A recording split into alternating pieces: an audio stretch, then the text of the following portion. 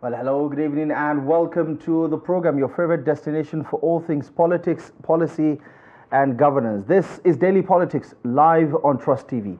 My name is Abdullahi Ahmed. Tonight on the program, we turn our focus on the contentious tax reform bills recently passed for second reading by the Nigerian Senate. The session began with heated conversations, as always, among the ranking senators, reflecting deep divisions over the proposed legislations and amendments. However, a presentation by the federal government's tax reform team appeared to ease the tensions, paving the way for progress. Now, despite this, questions still linger over the urgency driving the executive branch's push for these reforms, alongside concerns about their broader implications on the Nigerian economy. Well, to help us analyze and interrogate some of the issues that have come to light, we're joined by Salihu MahMud, who is a public affairs commentator and is joining us on the program for this conversation tonight. Good evening to you, and thank you so much for coming on the program. Pleasant evening to you. It's good to see you as always. Thank you very much. Some would say this is what democracy is all about: open debates, challenging positions, and so on and so forth. What are some of your takeaways from the hullabaloo that this whole tax reform bills have caused beyond the chambers of the Nigerian National Assembly? Outside of that, you have conversations by governors, cultural groups, socio-cultural groups, or political groups from across the regions that have come in support or in opposition to the reform bills that has been proposed by the executive branch. What strikes you about this back and forth and the controversy around it? Well, in the first place, I don't think Mr. President Ahmed Bola Tinubu made the right decision, because when you're talking about tax, you have to evaluate, you have to carry out analysis to know what are the kind of economic activities in certain areas. We have 6 geopolitical zones of the country. Outside the southwest, southeast, and the south-south. Tell me how many vibrant economic activities or industrial activities are taking place in the 3 geopolitical zones that are made up of northwest, north central, and northeast. Of course, I can say 10% to 90% of the south, southwest, and southeast geopolitical zones combined. And that is why in 1997, I can vividly recall in Chapter 5 of one book with the title Critics of Nigeria and the Abacha Administration, where I did mention that the North till date, as at then till date, is holding the horns of the cow, while the South in combined, irrespective of the geopolitical zones, are milking the cow. Talk about control of the industries, media, health, professionalism, and also of others. For example, for you to say tax reform should be extended to other parts, you have to gauge what are the numbers of industries that are operating in Kaduna. Even Itato, the Peugeot automobile that used to be in Kakuri, is no longer up to 10% operational existence. It's not of it. Zamfara Textiles is normal. Funtua Textiles is normal, including industries you have in Kano and other parts of the north. Come to North Central as well.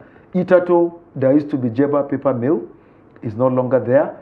Bachita Sugar Company in Kwara State is no longer there, and host of others. The only places you have thriving and striving industry, whether oil industry, manufacturing industry, is Lagos, Rivers, and other southeastern states. Today, Anambra Motor Company is in southeastern part of Nigeria.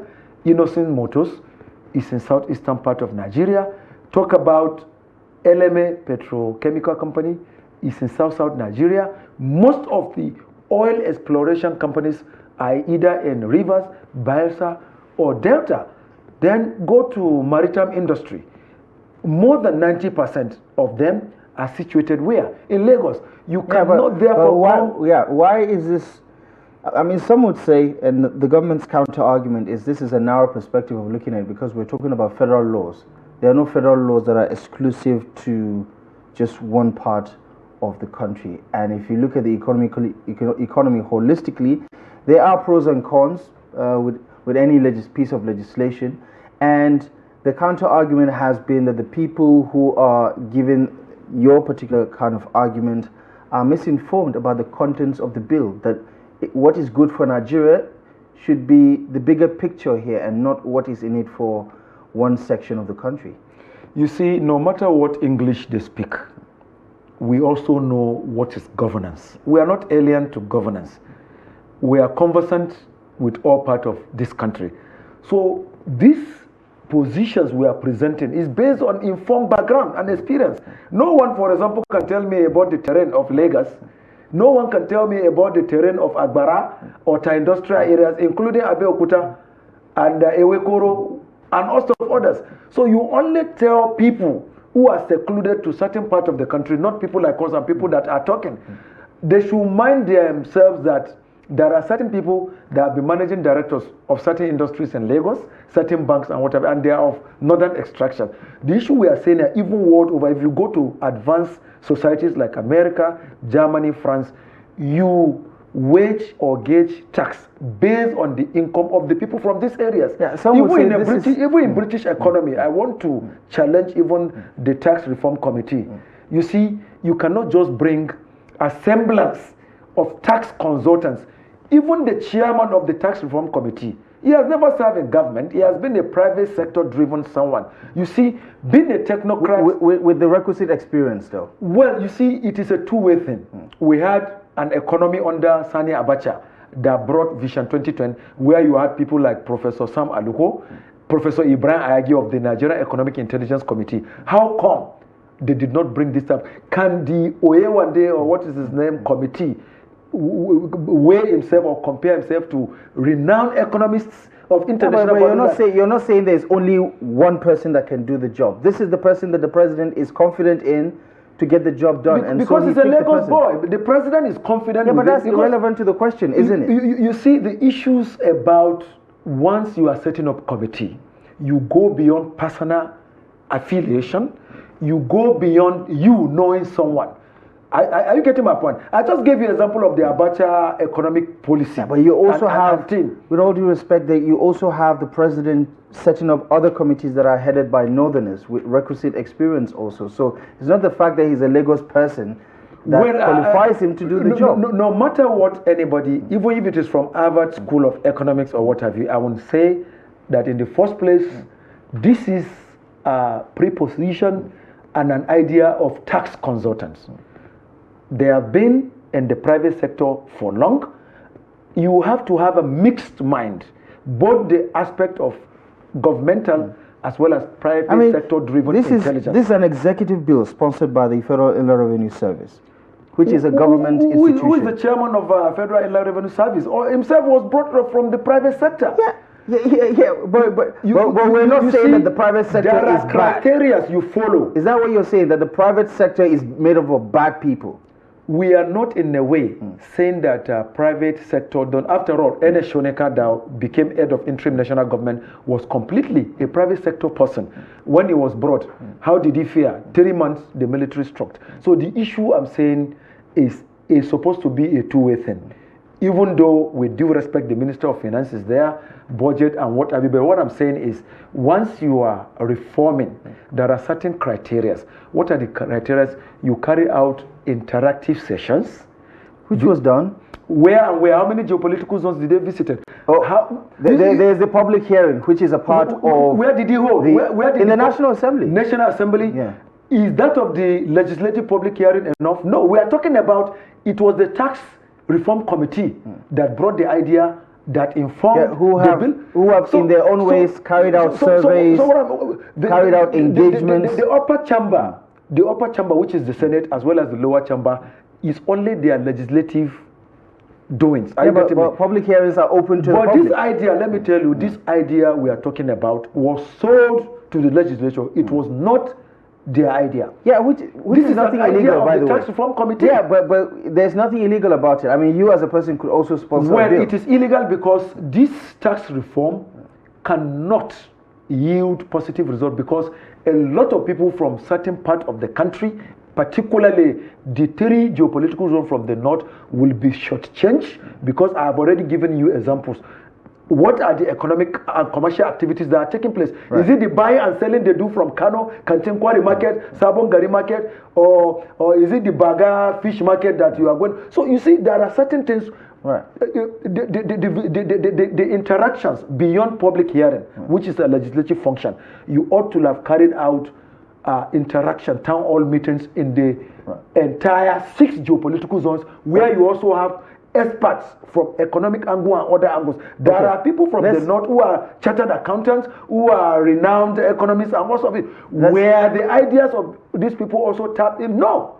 I mean, you have legislators who are also from the north who support this bill. How many of them are experts? How many of them are experts? I mean, they have the requisite access to get expert opinion to inform their decision whenever they're voting on it. As don't the public also have a view on it? And that's why I said the public hearing was also conducted. Another elders forum rebel against it. But as well.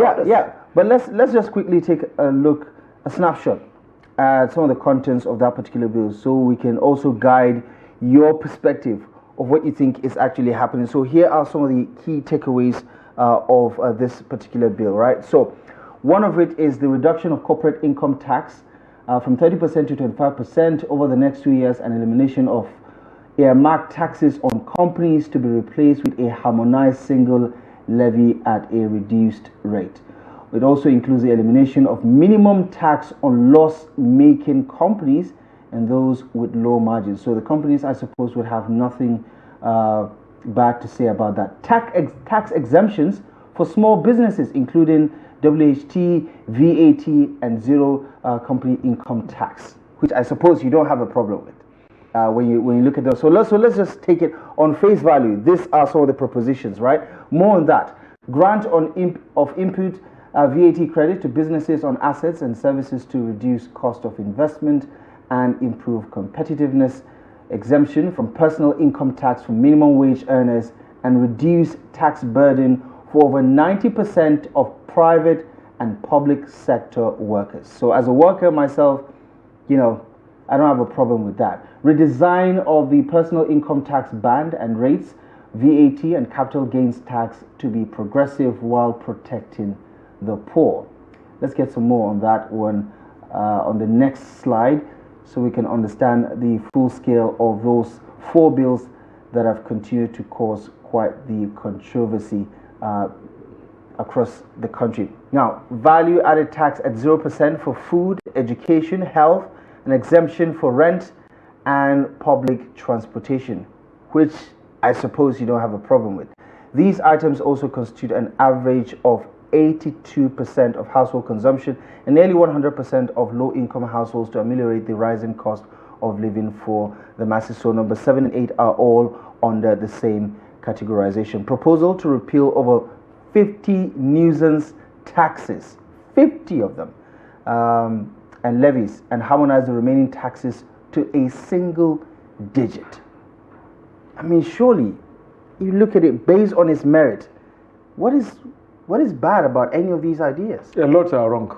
Such as? Let's start with the first one, the corporate tax, what have you. Yeah. Is when you have existence of industries, you even start bringing that. Because... So how is it bad?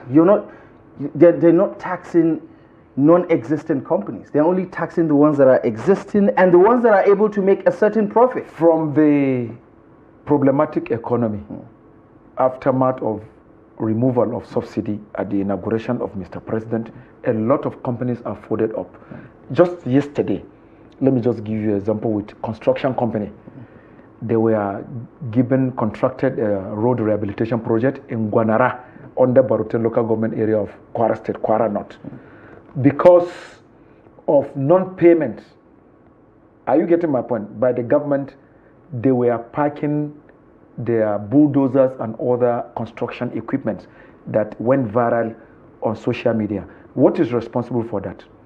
Bad economy, because if the government itself had enough, they would have paid, because that is road rehabilitation, where farmers that farm yam, soya bean, and others can transport to come and sell in the market. Yeah, so but let's start from there. This is a reduction. You see, you're reducing something from 30% to 25%, and you're saying it's bad? Reduction only occurs when economy is buoyant. Yeah, but how many industries are even in existence before? This is in anticipation of the economy recovering. So this is not something for now. This is something for posterity. How do you recover? So you're saying unless the economy stabilizes, you cannot implement a reduction. How do you do this when economy is not moving? A lot of industries are for even the smaller businesses they are exempting from. No, let me count. Even the smaller businesses they are exempting. How many one-man businesses are surviving now? SMEs. Yeah, but the question is, if you own a company today, would you accept a 5% reduction in the cap on what you're going to pay the government as part of your taxation, looking at your revenue sources?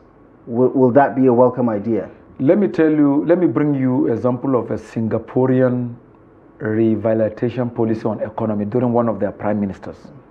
When the economy was bad and they revamped it suddenly, there were certain incentives and loan packages, zero interest loans they gave to ailing companies that stabilized the private sector. And today, the tax they put on companies is not being complained about, because why?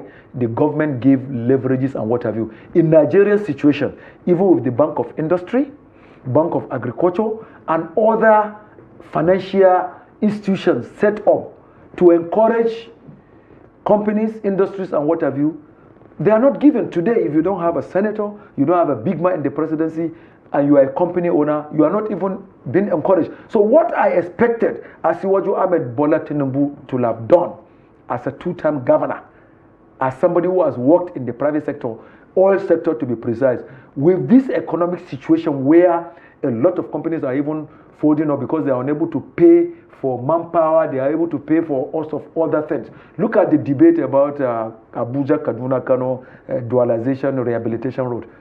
When they had to talk to Julius Baja, they gave them ultimatum as to whether they will accept what the government has accepted, and they have reasons. Putting into consideration insecurity and whatever, they had to gear up their money. How have they been able to resolve it? So the issues are, these are things we see practically. They cannot give us policy statements because we move to nook and crannies. I can tell you from Bauchi to Maiduguri to Kano to Jigawa to Kwara, Niger and others, most of the industries are down. So you only bring about tax reform when the economy is booming and when companies are thriving and the head of the committee made a revelation, which I think if we have that clip, we're going to play it just a moment, just so you can have a feel of what he said is basically unacceptable in year 2024, because he said we inherited some of the tax laws that we have in existence right now from our colonial masters. Some of them were as old as those formulated back in 1939 or 37 or so. That in itself says a lot about how not much has changed within the taxation system. So I think we have the clip of that ready. This was part of the session that caused quite the stir in the Nigerian Senate on Wednesday. Have a look. The Nigeria Tax Reforms Bill is a significant move to overhaul the country's tax system. These bills aim to simplify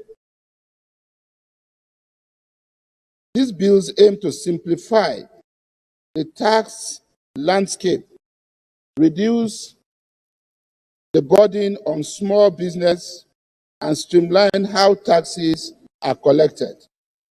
In broad terms, Mr. President and distinguished colleagues, the four bills seek to ensure uniformity in tax revenue administration in Nigeria in accordance with the provisions of the Constitution, eliminate the incidence of double taxation across the country, deploy taxation as a tool to encourage private sector investments in critical industries, and boost individual disposal incomes through targeted tax exemptions as captured in the various bills. In the area of tax exemptions, Senator Zangodora, resume your seat. Mr. President and distinguished colleagues, experts had in the past harped on the need for consolidation. Now, that was the Senate leader speaking there, Senator Bamidele, but we're going to get you that clip of the chairman of the Presidential Committee on Tax Reform who spoke at the Nigerian Senate on Wednesday, highlighting why these tax bills are necessary for Nigeria to not just reform the taxation system, but also to help rejig the economy and address all the gaps that currently exist within the country, especially in relation to taxation system in the country. We're going to get that clip and play it for you in just a moment. But before we do that, let's segue and talk about how the political noise is distracting Nigerians from getting to the facts of the matter. You did talk about the Northern Elders Forum, their objection. ACF as well? Yeah, so many sections of the North have come forward to say that. But also, there are several proponents of the bill who also say that, listen, we're going about this the wrong way. There is nothing pro-North, pro-South here, and all of this is all a part of the misinformation that has happened over the past few weeks. What, in your view, is wrong with the approach given by some of the northern stakeholders who are making it an anti-North rhetoric? Well, I think I'm in tandem with their position, because we need to have a holistic, study of it, which I believe most of them commenting negatively knows it, how and where it emanated from. This is a Lagos-styled tax policy, like I told you. If the Tax Reform Committee had improved certain modalities on maritime tax, are you with me? On custom tax and other taxes that goes directly with the economy, people will have been very happy. It is in this same country where you give waivers because of political connection. And that's what this particular reform is trying to do, get rid of those waivers. How? I have not seen where it has taken. Oh, it is an essential part of it. You see, if for tax example, waivers will be gone as a result of this reform. I want to assure you, even with the tax reform, tax waivers will still go because political will still exists. For example, there are certain people in the refining industry, in power plant business and what have you, that the politicians who are in custody of governance knows in one way or the other they can get something, they will still come up and give presidential tax waivers to it. Are you getting my point? So these aspects are making us to be jittery because you are living book. Are you getting me? I'm pursuing armor. It can't work. So most of these northern groups and northern leaders that have opposed this tax reform knows why they did it, because it is going to be detrimental. Yeah, but there's very little evidence to show why that argument holds water. It's not everything you bring to the forefront. Yeah, I mean, but you have to if you're trying to convincingly make the point. I mean, you're saying what if, which is not a particularly strong case. One of the prominent northern voices who is pro this tax reform is Senator Salihu, who said that the tax reform bill is not inimical to the North or any part of the country. It is, in fact, economically beneficial and fair to all parts of the country. People should keep aside sentiments and read the bill carefully. It's a comprehensive and bold move to harmonize and simplify tax administration and streamline its operations and enforcement. The bill will actually generate and safeguard more revenue to the states. It will also combat corruption in the so-called tax waivers granted to business cabals. There is nowhere in the document where any region will be shortchanged or taxes will be increased or jobs will be lost. Northern governors should rescind their decision to reject the bill, take the time to read it and make inputs where necessary. And the National Assembly must treat this important bill with all seriousness. Just read the content of the bill, Senator Salihu says. I think we do have the clip of the chairman of the Presidential Committee on Tax Reform speaking to the National Assembly, the Senate, to be precise, about why these reforms are necessary. Have a listen. I listened to the point of order raised by most distinguished, highly respected, well-revered former leader of the House and of the Senate, distinguished Senator Abdullahi Ningi, Senator Abdul Ningi. Mr. President, let me clarify. My motion was for suspension, not invocation, of Order 12. Order 12 talks about those who are privileged to speak in this hallowed chamber, as well as the exceptions that can be granted. But when a motion is moved for suspension, it means that rule does not apply again. In addition, for the purpose of our working relationship, let me also amend my motion by saying that in addition to my motion for suspension of Order 12 on floor privileges, I'm also coming under Order 1B, which says in all cases where there is no specific provision or rule, the Senate shall regulate its own procedure. So, Mr. President, let it be said that my motion is based on both the invocation of Order 1B of our rules as well as the suspension of Order 12 of our rules. Nigerians need to know, and we also want to know. Let's hear these people. Let's ask them questions.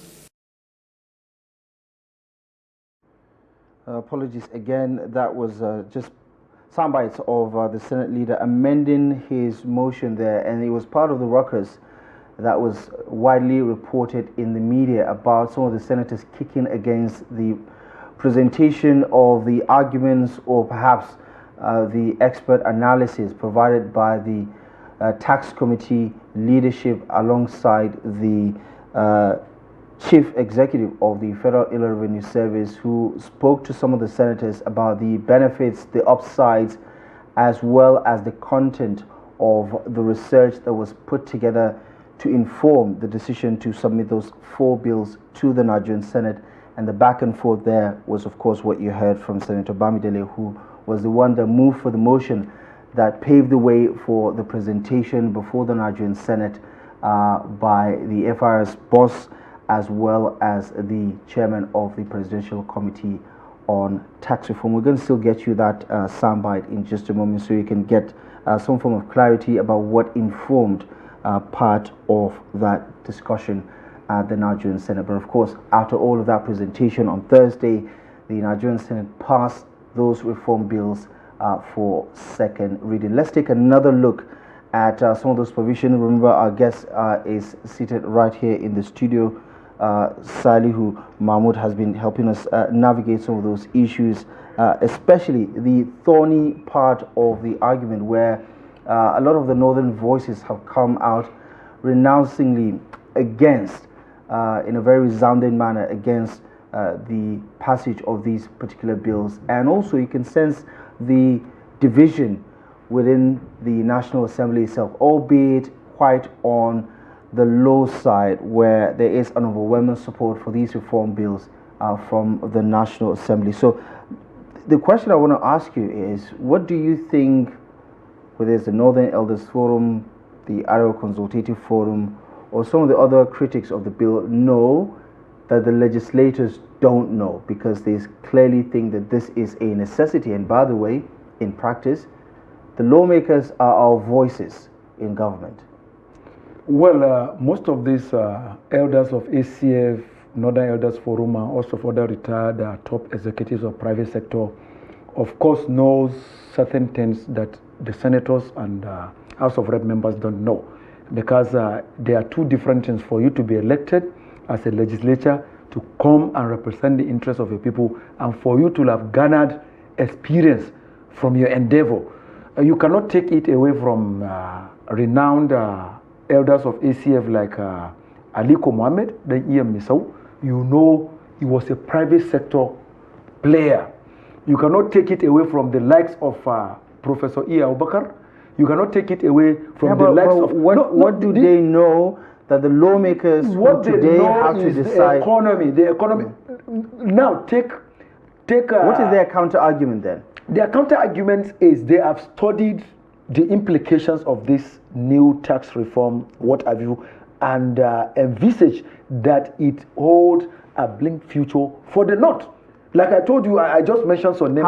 How so exactly? Don't forget, Asa Adamu was president of Manufacturer Association of Nigeria. We had a lot of Northerners who were in the banking sector, private sector. So forget about they are not senators or what have you, but whatever decision on economy, on what have you, they are versatile. Some of them are Harvard trained, Cambridge trained, and first class. Then again, the 40 aspects. Yeah, but okay, I think we have the clip now of the chairman of the Presidential Committee. Do we have it ready?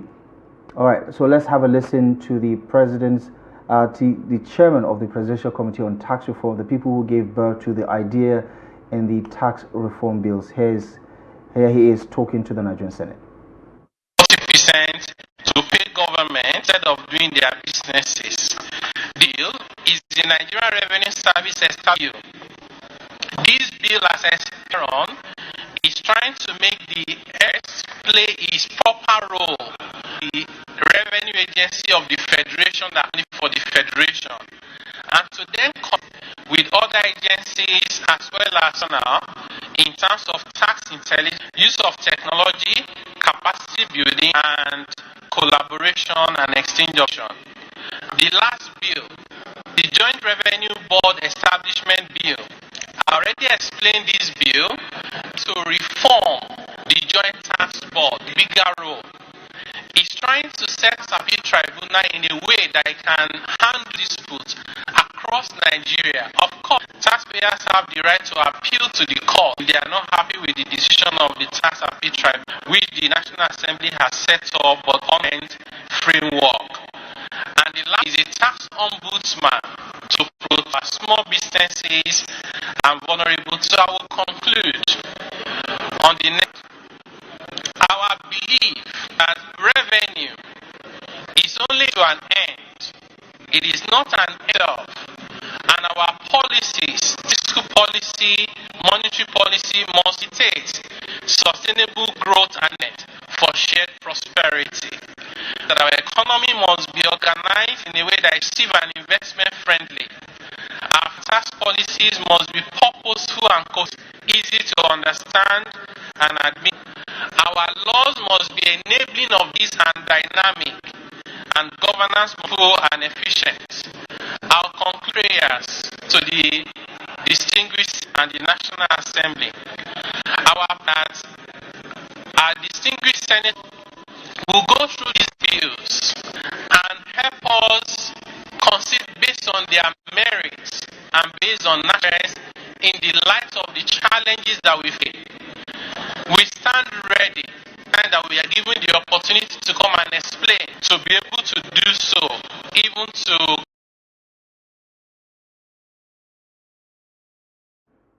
Part of his presentation to the Nigerian Senate there, Taiwo Oyedele, who is the chairman of the Presidential Committee on Tax Reform, painting a picture of why these bills are necessary for Nigeria's reforms in terms of tax administration, in terms of revenue management, and so on and so forth. But in terms of the interests at play here, and just sticking to the details of the bills, right? 0% VAT on food, education, and health, as well as rent, which is what more than 90% of households spend their money on. Changes to income tax law to promote remote work opportunities for Nigerians. We know of how the industry itself is changing. Exemption of medium small enterprises from VAT, WHT, and CIT, which is company income tax, and exemption of minimum wage earners from personal income tax. I mean, surely there is an argument to be made that no matter how bad you think these reform bills are, there is something good in it. Do you agree? let me bring you to some errors, even in what they cited here. Motor Vehicle Administration, already there is indirect inhuman tax. Let me give you an example. Itato, if you purchase a car, you want to make a number plate. These are shared responsibility between the Federal Road Safety Commission and vehicle inspection offices. It's minimal money. Today, how much do you register? Through the back door. Those monies going to Federal Road Safety Commission. In connivance, with joint tax force. Tell me, these monies, do they go to Federation account? That aspect is not listed in Motor Vehicle Administration. Number 2 of recent, Federal Ministry of Finance under Wale Edu brought one fictitious tax on paper renewal. Itato, after the Federal Road Safety Commission increased it to 22,500 for smaller saloon car, through one fictitious indirect tax, inhuman one, they are calling it VRH. Now addition of 2,500. I have not seen such kind of indirect. This is also corruption. They said they're going to take out 50 nuisance taxes. Let them state them. Let's know. That is why I said town hall meeting interaction. Yeah, for example. But how do you know for a fact whether it is part of those that will be removed or not? Well, without it being displayed, it means there is hypocrisy. Yeah, so that begs the question. We are not, like I told you, that begs the question. We are not aliens. That begs the question, Salihu. Okay, again. That begs the question, land tax. For example, you have ground rent. That there are do you see anything related to ground rent mentioned here? Yeah, there are a lot of people who have not comprehensively and take huge amounts. For example, in FCT and Lagos, you see the administrations taking, like when Wiki administration came, it started with ground rent for those that have not paid, that are accumulated, threatening and what have you. Did you see the tax reform mentioning ground rent there? Why did you see that? Are you saying ground rent should be expunged? What I'm saying, the exploitation, that's also tax. It's also another aspect of tax. So what's wrong with ground rent? It's too high. What is too high about it? Have you studied it? What is too high about it? The fee for it. Yeah. For those that have defaulted for years that have not paid. Not matter of default. How much do people pay ground rent? Well, I think after this studio program, I will want you to put it before this tax reform committee. You seem to have a problem with it, so that's why I'm asking you. A lot is wrong. A lot. Yeah, but you haven't asked the question. I'm saying, households have to pay VAT on food, education, rent, and so on and so forth. Is that bad that they no longer have to consider it in the new bill? That on rent, there hasn't been implementation of that right from time. Let no one deceive us, because for the rent you pay, we don't see any authority, whether local, state or federal, coming for the rent, except maybe industrial rent and whatever. But for those local ones, for houses and others, for the shelter related one, we've not seen that. The only taxes we see are agricultural related taxes, and mostly it is these local governments and what have you, that if you are... So it's a good thing. What? So it's a good thing that there will be no value added tax on food, on education. If mass movement of agricultural products, you impose tax, is for the good of that, especially now that local governments have been given autonomy on how to access their money. So it's not good. If you impose on larger conveyance... No, I'm saying on face value, is it good to have zero tax for food, education, health, an exemption for rent and public transport? It depends on how you have a look at it. If, for example, somebody from... Yeah, but if you have to give me a definitive answer, a yes or no... You know why I will not come to that? Because the issues I raised now, we have not talked on it. I just gave you an example of VRH. Yeah, but it's there. There is a proposal to repeal over 50, if I want to... 50 nuisance taxes if I want to convince, and levies. Let me tell you, if I want to... harmonize the remaining to single digit. There is hypocrisy in these mapped out ones. I already raised issues. How come on motor vehicle administration they've not listed it and they are calling it bad? What have you? You see, we said so. Is it safe to say then that you have not exhaustively read or comprehensively read through the bills? So you cannot definitively say that you know what is in it or what is not in it. It doesn't lie on me. Yeah. I'm an individual, Salihu. Yeah. So what I'm saying, there are many things that are wrong in this matter. One, failure of holding of town hall meeting or interactive sections according to... I did tell you that there was a public hearing in the National Assembly. How many Nigerians... you are here in Abuja, you could have gone for that public hearing if you wanted How many people can I represent if I'm there? It's not right. But it's not everybody that's supposed to be at the public hearing. We have Nigerian Institute of Taxation. One. We have chartered And do you know for a fact whether they were part of it or not? We have Association of National Water Accountants of Nigeria. You need to have more than half of their representation. We have a National Traditional Rulers Council of Nigeria. How many of their representatives were there? NUJ and other pressure groups. You see, let me tell you, if we are to go by the presence and the roll call at that public hearing in National Assembly is not even up to quota of the professionals that will have preferred solution to it. So from before anything, it is a gimmick, and they have their own Lagos-oriented policy that they want to. What is wrong with Lagos? What do you have against Lagos? Tinubu administration as governor in Lagos State, you know, even on roads, you see the taxes. The only areas you see. You do know that it is the most thriving state in the country, right? It is the most thriving there at the expense of people. How many rural areas in Lagos? Aja, Ibejuleki, Oworoshoki, Okokomaiko, Oshodi Isale, I feel like Ikorodu, and others are. We are really developed with the tax monies it got there. I feel you're cherry picking the points to support your argument. But if we zoom out of the narrative that that one region is being sidelined or is being shortchanged, right? And look at the facts of the matter. Can you say for a fact that there are reasons to believe that these tax reform bills are anti-North? Do you have evidence to show that these tax reform bills will not be beneficial? I already cited evidence for you. No, you speculated. It's not speculation, it's reality. And by the assertions I gave, if you go to Zamfara now, how many industries are there? Go to Kano, go to Jigawa, go to Maiduguri. How is that a tax reform bill issue? It is, because it goes by, according to the groupings. If you don't have money in your pocket, I can't tax you. How is it my fault that you don't have money in your pocket? How is it? Because economic activities are not. Look at the insecurity in the entire north, for example, north central, northwest, northeast. Nothing is private. Now in the entire Borno, outside the fishing, so there will be nothing to tax then. They will still go ahead. That is what the governors. How will they tax nothing when there is no productivity? They will do. Already they are telling you they will do that because we just showed you the contents of the bill. The president is insisting. Are you getting me?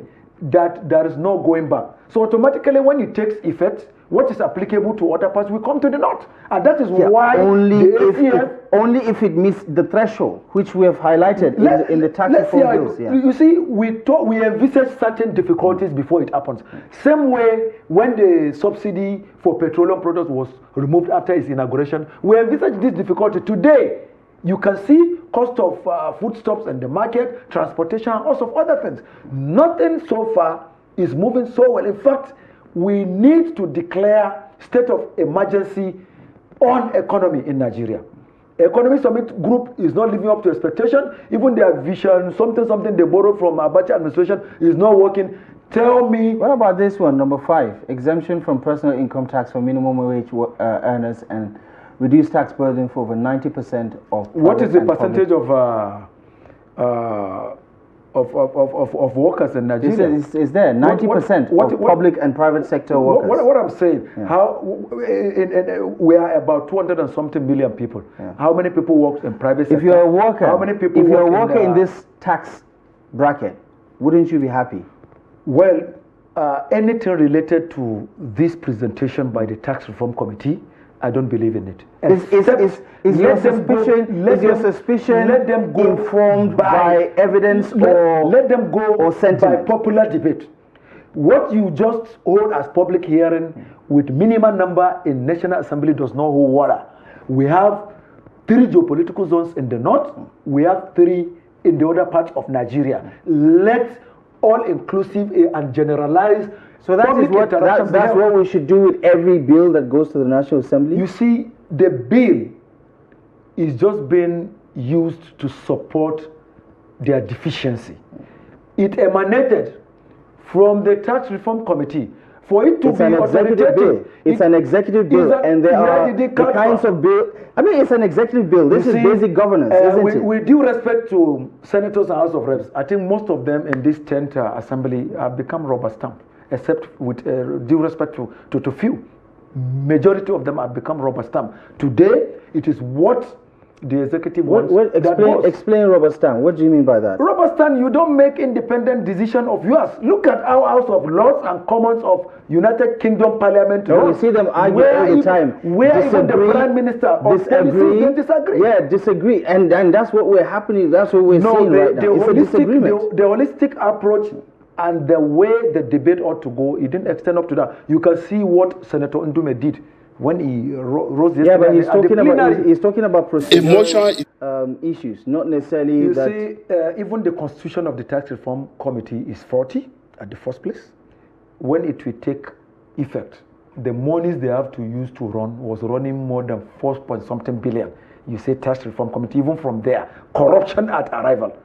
So except President Ahmed Bola Tinubu disband that committee, bring all inclusive, because from the constitution of that reform committee, I don't think they have the wherewithal. You cannot be a tax consultant in maybe southwestern region and you come, you can. How did you get to know about the other parts of the country when we have experts, economists, and also that's the area we are talking about. So even the constitution of the committee itself from start was 40. So, long story short, the Senate and the National Assembly, generally speaking, looks like, from what has happened over the past couple of days, there's nothing that's going to stop this bill from taking shape and for it to become law eventually. There are parts of it, and as I did say, we didn't play it in that particular clip where Mr. Tayo Oyedele did say that we still have laws today in this country that are over 80 years old, 90 years old, 100 years old laws that are no longer fit for purpose. And it is 2024, and there's no justification why these particular laws should be there, because they don't stand the taste of time because of all of the developments that we've seen so far. What, in your view, is going to replace all of these proposals contained in the bill? Because so far we've heard a lot of people like you, for instance, argue against the proposals, but you don't have anything else to replace it with. There are a lot to replace. The experts are there. Let me give you an example. Let the president, in the interim, invite the Governors Forum, professional bodies, Institute of Taxation of Nigeria, are you with me? Chartered Institute of Accountants, Association of National Accountants, and other professions. Let them take up to 2 weeks debating. So let's spend more money after the one that we've spent already over the past year. Okay, for example, are you aware we have Conference of Commissioners of Finance of States? Are you aware we also have accountant generals and other experts? For any state where these things will be held, the governors should foot the bill. Nobody is saying the tax reform committee or federal government. It's still coming out of public coffers. So you want more academic exercises? No. It can be. This one they presented is the one I would call a backdoor academic exercise. They just went and got assemblage of certain economic lecturers in some universities and just want to present what is not, telling us obsolete so years. Are they telling me they are better than the likes of Antoniani, that was Minister of Finance under Abacha, that they are better than Onao Lakposole, that was Minister of Finance under Muhammadu Buhari administration? They are better than people like Pa Obafemi Awolowo, that was Minister of Finance under Gawan? Or people like Alaji Abubakar and most of others? Okay, I don't think that is the competition here, but of course it is about ideas and what's best for Nigeria. We'd like to thank you as always, Malam Salihu Mahmud, for joining the conversation. Do appreciate the passion with which you discussed your points on the program today. Thank you very much for joining the conversation on Daily Politics. And as always, thank you most kindly for your time and company. Daily Politics will be back tomorrow with a special segment for you, so feel free to join us again when we return live and exclusive on Trust TV. My name is Abdullahi Ahmed. From myself and the rest of the team, thank you for your time. We'll see you soon.